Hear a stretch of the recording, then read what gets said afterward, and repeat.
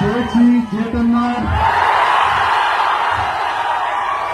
அம்மனார்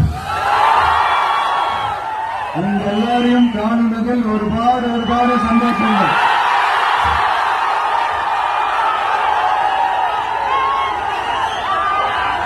இந்த பண்டிகை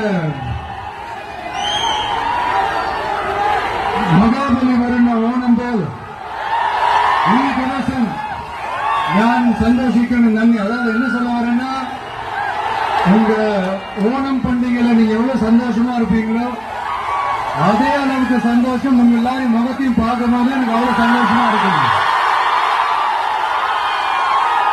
எல்லாருக்கும் கோடான கோடி நன்றிகள்.